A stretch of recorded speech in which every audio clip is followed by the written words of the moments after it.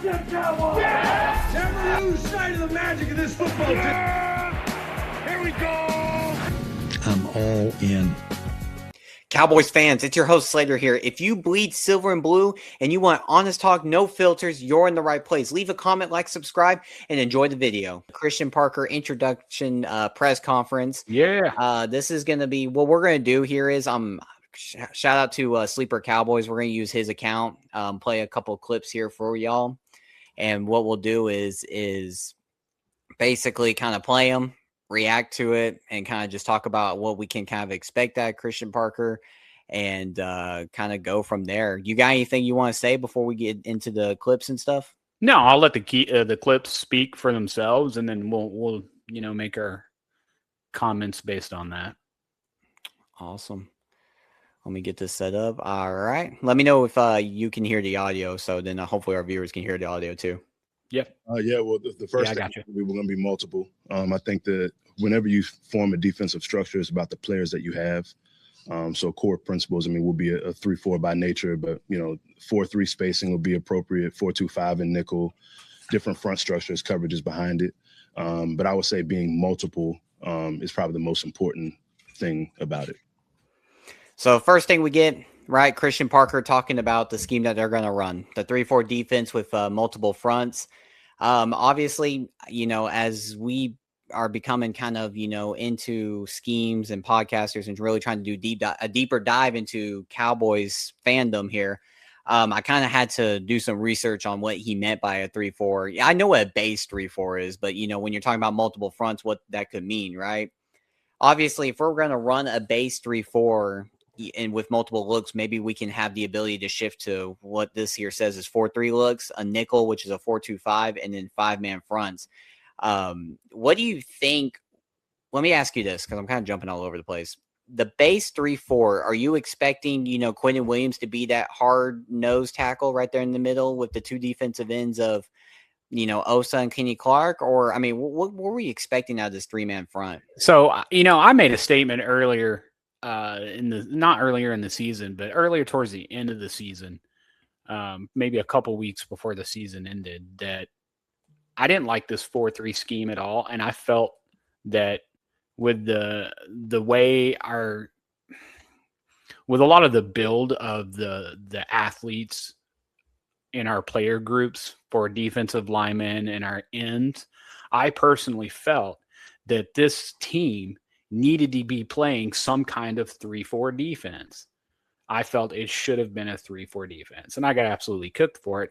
But I still believe that, just because by the time Quentin Williams gets there, it changes what we can do. We don't need 4 guys down all the time to stop the run anymore, right? So to answer the question you just asked me, I think you actually put Kenny Clark nose up, and you put our tackles outside of him, and you can do a lot with your 4 behind them, whether you're using linebackers or additional defensive tackles or defensive ends in combination to just throw darts at the board. You're right. You just recycle fresh, angry dudes out there. They're not getting past the line of defensive tackles with the combination of the 3 that we have with Kenny Clark, Quentin Williams, and Osa Odighizuwa. They're going to hold their line. And then you just shoot darts from around the sides. And if they try to come, through the middle behind the centers or the guards, it's going to be tough, right? Yeah. So that's kind of the approach I think he's going to be looking at. I don't think he's saying it's going to be a traditional 3-4 defense. I think it's when you look at it from a game's perspective and you're looking at how they're lining up, it's going to resemble a 3-4 defense, but I think he's going to change up who is blitzing, who is, staying, who's going this way, who's going that way. He's just going to do some different fronts to confuse everybody. But the most important thing I took from that whole segment that he said in the intro, that was his first introduction into his defense, was it's going to be player focused, staff focused on what we have now, right? So that tells me he does at least see something in what is on the roster now that we can build off of, and he has an idea of what we can already do and just how to bolster that and enhance it with additional players. Yeah, no, I totally agree. And, if we're kind of thinking about, this Vic Fangio kind of influence in it, right? What do we see from Right. Vic Fangio, right? I know personally, like, right, we get a lot of disguised looks. You look like you may not be blitzing, or you may look like you're heavily blitzing. Then all of a sudden guys are dropping back, guys are, blitzing forward and trying to get pressure to the QB. We probably going to expect a lot of 4 rushers, the 2 D tackles, and then the 2 maybe outside linebackers or defensive ends, however he decides to do it with. I would assume a lot of like safety and cornerback blitzes maybe being the pressure there, right? Right. You make it look like we're going to blitz, and you drop those guys into coverage, and then the blitzes starts coming from cornerbacks or even nickels, and there's so many different ways you can do that. And it's all based on the fact that we have those really strong, talented defensive tackles that can all be on the field at the same time now. In this situation, if this is done right, where, we get George Pickens signed and then we draft and maybe grab a couple talented pieces,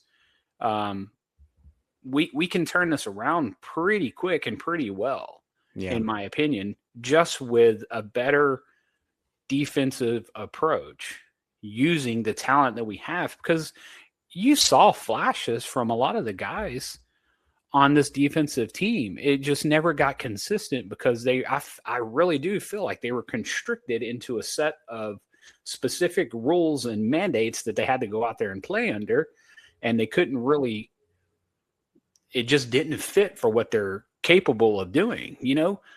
Jadeveon Clowney is very talented. Yeah. Donovan Ezeraku is very talented.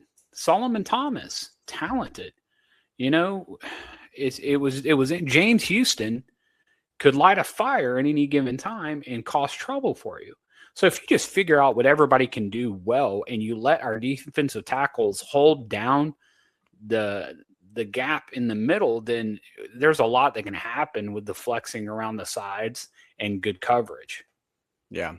No, I totally agree. And, the biggest thing for me in all of this is player focused, right? And that's what you were basically hitting on right there the whole time, is instead of being like my scheme, my way, obviously Christian Parker has, during these interviews and during this time to really study the Dallas Cowboys, he probably came in there with a game plan that was player focused. And that's how he probably sold it to Schottenheimer and the Jones family to get in here and get this job. And, I'm even, we got some viewers commenting here, talk Lil Dallas here says, I need to see about 5 games before I start to form an idea on Parker's ability. And this year is unfair. Year 1 versus that schedule. Damn. So, kind of rolling into his comment there is, the only thing that's unproven about him is he's had a very fast rise to, the position he's at today. But it's the play calling ability, right? We haven't really seen him be the head honcho. He's climbed up very fast, been assisting, defensive coach, obviously the pass game coordinator and everything like that. So I agree with you, Lil Dallas there. Seeing that 5 games before you kind of start to form the idea, I can see why you're saying that. Yeah, I mean, that's fair. I mean, that makes complete sense. Yeah. I just have a hunch that this is going to work out well, because with Matt Eberflus, it was just like, here's how I prepare. Here's how I'm going to get ready for the game. Here's what I'm going to give to the team for them to get ready for the game. Here's how I'm going to, wake up on game day. But he forgot that it's not about him covering his ass and showing that he can DC prepare really well. It's about making sure that the guys you have on your team can execute your game plan. That's the part that makes you good, and that's the part that makes you move to the next level. And his preparation was irrelevant, because no matter how well he was prepared for the week and the team that we were playing that week, the guys just didn't look like they knew what they were doing. So I will take someone who doesn't know how to look like a really, really good DC corporately and show up on time and punch the clock and be there till midnight and sleep on the couch and all that rickety-rackety. I would trade that in for a guy who knows how to convert that onto the field with whatever talent you throw at him. And that's what I feel like we're going to get from Christian Parker. So, yeah, I agree with you. I still think that we need to see 5 or 6 games from Brian Schottenheimer and the offensive staff as well, just to prove that this wasn't, a one-hit wonder. And now that he has his offense out there to be broken down and to be diagrammed, that he can reinvent it enough to make it a little bit more diverse from last year so that it's not easy to shut it down again. Right. So coaching is about growth and it's about evolving every year. So I think that's something that every coach has to do. You have to stay with the league. Right. Yeah. Yeah, and Christian Parker, maybe that's why Dallas decided to make the hire, right? They had the veteran guys, which they've tried before, but if you're gonna, and again, comics kind of hinting at this, and I'll show it here in a minute. If you're gonna take a really high-powered offense, is what we saw from last year, and then if you're gonna take a really bad defense that you're trying to kind of rebuild because you haven't put much assets into it, and when you put assets into it, they didn't turn out very well at all. And now you're kind of trying to assemble a defense with some key components that you got, at the trade deadline, plus, what you may get this offseason. You need a mind that's going to be innovative, someone who's going to be fully dedicated and, like what Christian Parker said, player focused, because he has to make what's going to make work in the room. We talked about it before, right? You're not going to change over this defense to where you're going to have let's say 9 new starters on top of Quentin Williams and someone else, right? You're going to have to maybe work with Malik Hooker another year. Maybe you're going to have to work with a Donovan Wilson another year. I mean, or the cornerback room too, right? Kalen Carson may still have to be here. Like, you're not escaping this disaster defense we had last year. The only thing you can do is move forward with it and then hopefully schematically make it where you can disguise maybe the weaknesses that some of our players have to make them their strengths somewhere else. 100%. You hit it right on the money. You can't expect to get turnover, on Siobhan Revel, Traquise Bridges, Reddy Stewart, Corey Ballantyne, Kalen Carson, Donovan Wilson, Lee Cook. You're not going to replace all those guys. And we've made it very clear with our depth chart approach that they're not ready to take the next step anyway. So you might be able to get Revel playing to where he's supposed to be, and you might get Kalen Carson playing to where he's supposed to be, and Reddy Stewart may be okay. And then you do the right thing with your defensive tackles, your ends, and your linebackers to where they create enough havoc and cause enough problems up front that those guys back there don't get exposed. And when you can't do that, what happened last year is what's going to happen again. You're just going to get moonballed to death because no set of cornerbacks and defensive backs are going to be able to hold receivers for 6 seconds. It just cannot happen. Not play after play after play. Not for 4 quarters. 2 halves. It's just, it don't work that way. Yeah. And comic here, kind of just get through some of these comments. That's what he loves Christian Parker is what he's saying here. But, he wants to know how he's going to feel going against a Sean McVay, a Dan Campbell, a Kyle from San Fran. Like, literally them throwing the book at him and seeing how he survives that, right? Obviously, we knew under Matt Eberflus, we ain't surviving, right? We've struggled with these teams in the past. He also goes on to say, like basically going into the street fight and just how do you fight these high power offenses with a defense that you're rebuilding? Yeah, I think time in the league and your name and all that doesn't mean anything. You would expect that with Matt Eberflus being in the league as a defensive coach for so long that he would not be rattled by these high level, high operating, genius offensive minds. And he looked as worse of a defensive coordinator with his defense on the field as I've seen in 10 years. I mean, it was awful. Yeah. So while names matter, they also don't matter, right? And everybody has to go through a trial by fire. That's just part of the game. I'm on the Christian Parker bandwagon. I think I'm definitely excited about it. You can tell that his leaving Philadelphia has made an impact both on the players and the fans because, they had never anything bad to say about him. And as soon as he leaves, they try to act like he was insignificant and he obviously wasn't. Yeah. And he learned under a very good head coach. So it's just going to be a matter of time. He still has to prove it. I'm all for that. I don't want to crown him yet either. But I do want to give him the support because we asked for a difference in our DC and we asked for them to go through an extensive hiring process and find the right guy. And they went against every code that they normally have to hire him. And even with the staff that they're building around him, they're doing the same thing. They're going outside of what they normally do. And that's all we can ask.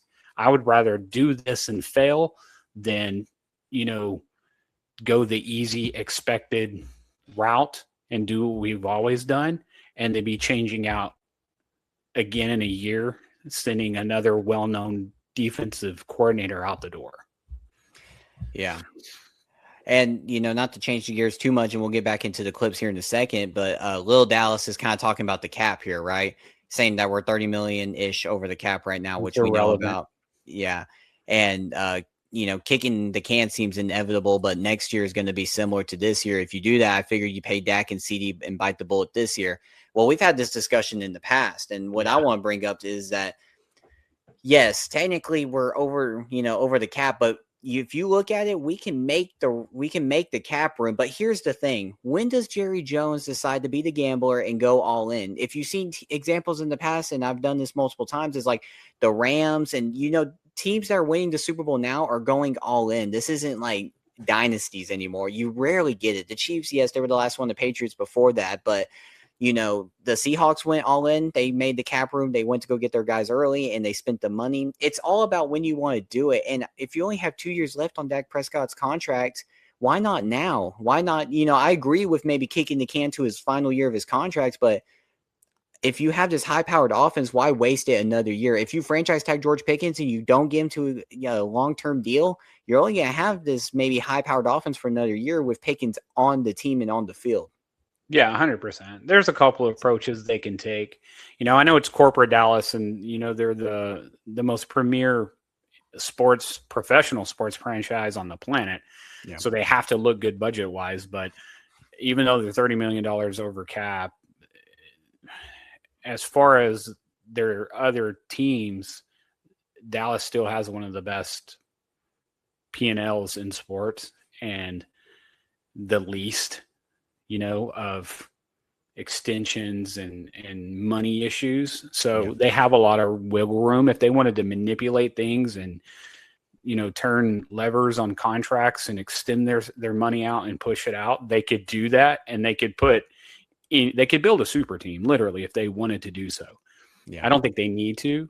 I think they need to sign George Pickens and then just find a couple of pieces to make sure that Christian Parker has what he needs to deliver what he wants to put on the field. And however they do that, whether it's through the draft, free agency, through trade, they don't have to do a ton. Like, we don't have to bury ourselves for the next 3 years to do it. They can moderately do it and still have the right kind of success, especially with the offense that we have. This offense can carry us a long way if we can just keep opponents under 27 points. 26 would be great, but if we could keep them under 27, we can win 11, 12 games pretty easily. Yeah, no, I totally agree. And what we'll do is we'll get back to, answering questions, comments, but let's play the second clip real quick. You'd see how Brian Schottenheimer felt about, on what stood out about Christian Parker. Make sure, let me know if you can hear it.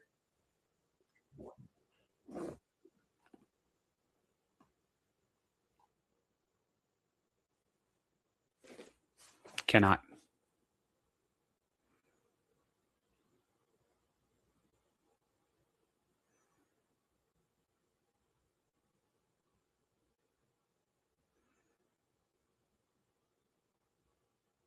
Coordinator on defense, you're basically involved in calling third downs and giving those things. And I say it because it's real. He was the last Zoom that we did. And as he started talking, it wasn't just him talking about his watches and his shoe game. He got a serious shoe game. Yeah, he got a shoe room. You guys can write about that. He's got a shoe room. Man, every time we talk, we just would get off a call or get off the Zoom and get off the interview, just be like, damn, I want more of that. And I think his ability to develop players is very obvious. You look at what he did in Denver, involved with Surtain, and you look at what they did in Philadelphia, obviously with Cooper DeJean and Mitchell and guys like that. He's done it. And, ton of respect for Vic Fangio. He's cut us, teeth under Vic, but he's not Vic. He's got his own convictions and beliefs, and that's what I love about the guy. Oh, don't help if I'm muted. But obviously, Brian Schottenheimer reacting to Christian Parker right there. Obviously, he loves that he's young, innovative, and he's ready to bring him in the building, kind of what we talked about before. But, kind of give me your thoughts on that. I mean, I think that speaks for itself. This is who he is. This is what they like. And the fact that he was able to learn from such a talented defensive coordinator, but yet differentiate himself. And when I listened to this live when it came out, what was important to me was that they said this was their last call, right? And by the time they were done, they had Jerry Jones excited and talking about football to the point where they had to shut him down. Christian was able to draw that kind of excitement and energy out of the people that were interviewing to the point where he was no longer even talking. It was Brian Schottenheimer and the Joneses that were asking him questions and going on with stories about football and some of the things they enjoy about it. So when you can inspire that out of people and get them excited about it, beyond just doing an interview, that's when you know that the passion there and the ability to convey it to others is real. So it's cool. Yeah, it's exciting to have something maybe just new, doing something different, not doing what we've done in the past with the Dan Quinn, Matt Eberflus, and, Mike Zimmer and stuff like that. It's actually exciting to actually maybe potentially be a part of a journey of a young guy actually developing to be potentially maybe a great head coach one day, maybe, a successful, well, really head coach is the next step, right? So just being a successful head coach, but to know a part of his journey was making a Dallas defense that maybe mediocre and average, maybe great. Right. So I'll play this last one that I got kind of hooked up here for us by Sleeper Cowboy. Shout out to you. Appreciate all that you do on Twitter. It's going to be Todd Archer talking about asking him about his confidence. Christian, Todd Archer with ESPN. How ready are you for this? I'm ready. Where does the confidence come from that you're ready to handle? I think confidence comes from preparation, and I think that I've been able to learn from the right people. So I think that when you've been involved with, different people along my journey that I've learned under as head coaches and defensive coordinators, number one, and then the diversity of scheme that I've been involved with, and then you kind of become accustomed to what you're comfortable with in your own ideas. You like certain things, you don't like certain things, what will work, what won't work. I think as you kind of get involved with different people, you kind of form your own identity. So when you have that opportunity, you know what you want to do. And I've kind of gone through that process internally for a great deal of my career. So I've prepared as much as I possibly can at this moment. So there it is right there. That's kind of the clips I got prepped for us, but that's kind of, what our viewers are talking about here in the chat is, we got to see that 5 games. He says he's ready. He's got the confidence, which I love. Right. 100%. And obviously anybody who kind of comes into a new job or maybe something exciting is always. But you believe him when he says it. I do believe he doesn't. Right. He's like, I'm ready. And that was it. Yeah. He didn't fill it with a bunch of talk to flavor it up or anything like that. He didn't wait for you to react to see if you approved of his confidence. He was just like, I'm ready. What do you got next? Let's move on. I don't need you to give me the confidence to feel confident about what I just said. Yeah. Right. And that's what I like about him, because I think he's a very internal guy when it comes to learning and growing and educating himself.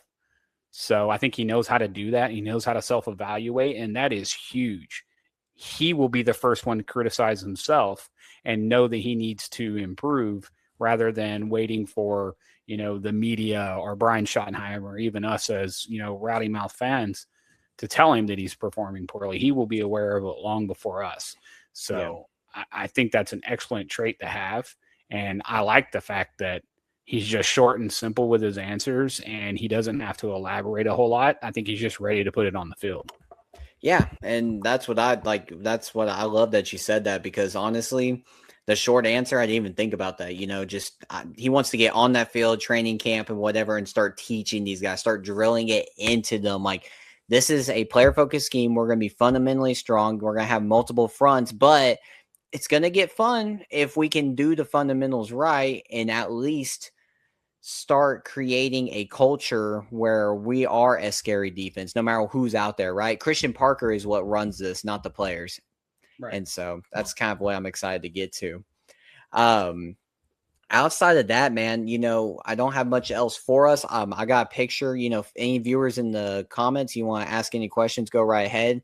What I would like to show you before we kind of wrap it up here is officially our defensive staff here, right? We got Derek Ansley as our pass game coordinator. We've also got our assistant defensive line coach. We've got our assistant linebackers coach, a defensive line, Marcus Dixon, Robert Muschamp, Brian Smith, Scott, and Uzo, because I don't know how to pronounce that whole name, so Uzo's going to go with. But how do you feel about this staff? I think majority of it's basically all new, outside of JJ Clark.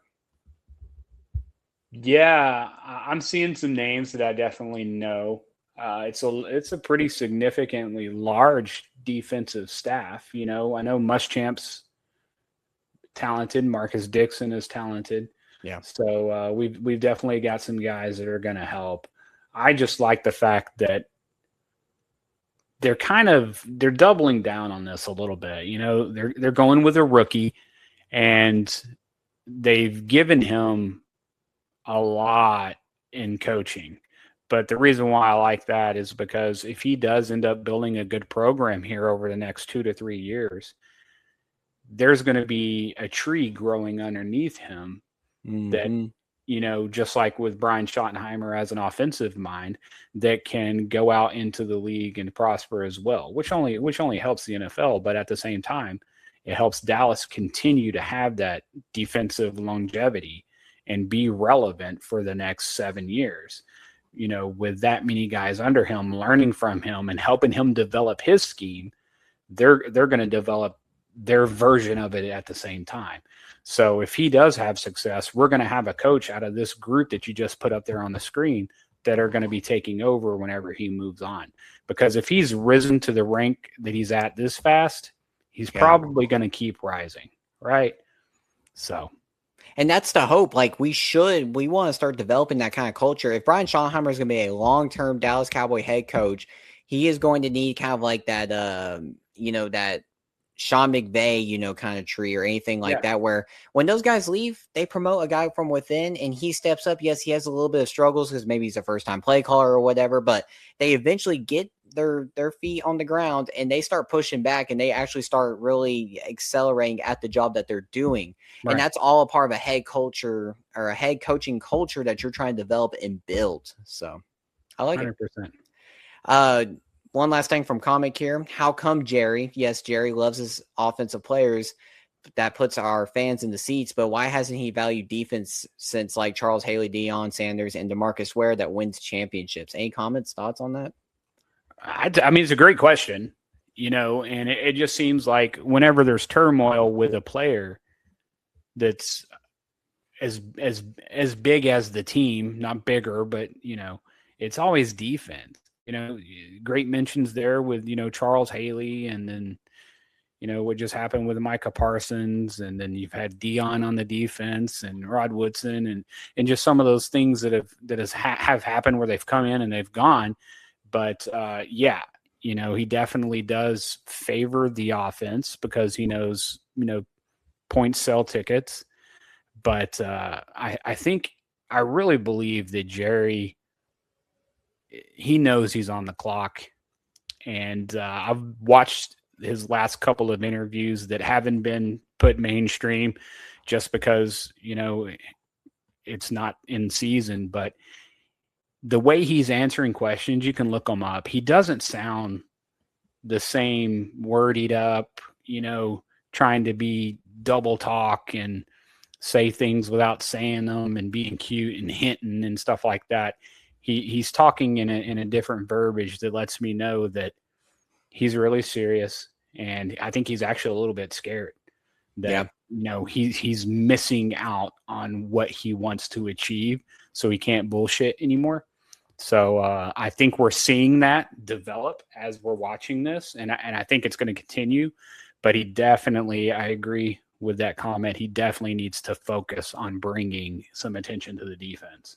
Yeah, and I think the attention that we've brought to the defense, we've just missed. Outside of Micah Parsons and Trayvon Diggs, for a couple seasons, we've whiffed. Mozzie Smith, Taco Charlton, we've whiffed bad. So, and speaking of, the different tone of Jerry Jones, how do you feel about Jerry Jones not being at that press conference? Usually that's kind of something Jerry would be at and at least make a comment. How do you feel about that? Do you feel maybe Schottenheimer had a play in that, or is that just something where Jerry's kind of just stepping back because it's, it's a shoddy kind of guy here?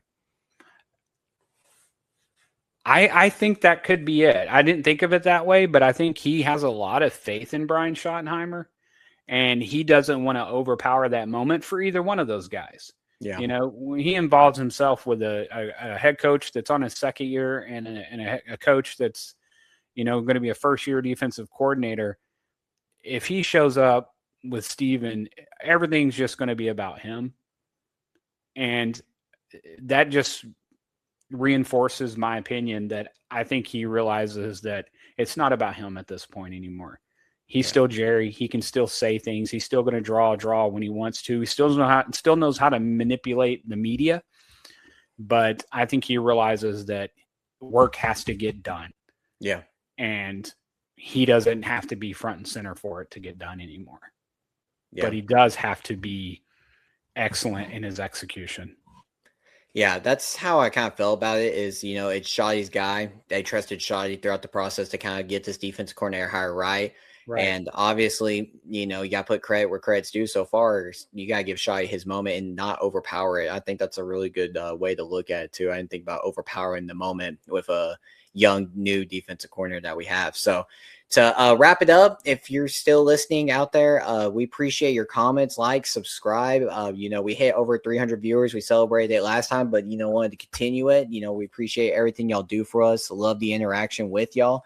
Next time when we go live, we'll do more of our depth chart. We need to get that series wrapped up so then we can start talking about free agents, and then hopefully we'll get some George Pickens news, maybe, finally an extension or what's going to happen with him.